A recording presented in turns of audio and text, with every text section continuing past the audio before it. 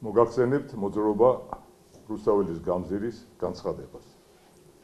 მეგობრებო, 4 ოქტომბრამდე საათებია დარჩენილი ქართული ხალხის ეპოქალურ გამარჯვებამდე.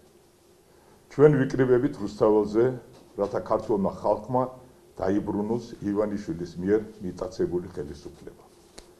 მოგიწოდებთ ყველას, ვისაც გსურთ ღირსეული და თავისუფალი საქართველო, მოდით ყველანი 4 ოქტომბერს 16 საათზე რუსთაველზე. არავინ იფიქროთ, რომ სხვისი მისვლა საკმარისია. გარდა ამისა, გვინდა გავაკეთოთ ერთი განცხადება. ხშირად გვეკითხებიან, რა მოხდება, როცა ივანიშვილის რეჟიმი დასრულდება. მინდა გითხრათ, რომ ვიღებთ პასუხისმგებლობას.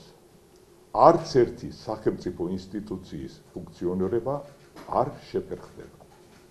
თუ რომელიმე მინისტრი ან მაღალჩინოსანი გაიქცევა, ეს არ გამოიწვევს ფუნქციების კოლაფსს. უფრო მეტიც, ამის შედეგად კოლაფსი მცირე ხნითაც კი არ შეიქმნება.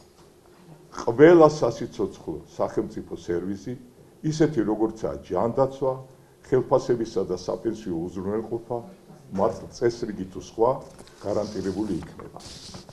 ხაზგასმით გვინდა აღვნიშნოთ, სახელმწიფო ინსტიტუტების მუშაობას უზრუნველყოფენ არა მხოლოდ მინისტრები, არამედ უწყებებში უამრავი სხვადასხვა პოზიციაზე განაწილებული პროფესიონალები. ჩვენ გვაქვს არა მხოლოდ მოლოდინი, არამედ ზუსტად ვიცით, რომ ეს ადამიანები გააგრძელებენ თავიანთი ფუნქციების შესრულებას. ამიტომ ახლა ყველაფერი ჩვენზეა დამოკიდებული. 4 ოქტომბერს 16 საათზე რუსთაველზე მოდით ყველანი, მიიღეთ მონაწილეობა ამ ისტორიულ ეროვნულ კრებაში, ერთად შევქმნათ ახალი საქართველო, დავასრულოთ ივანიშვილის რეჟიმი, დავიბრუნოთ ჩვენი სამშობლო.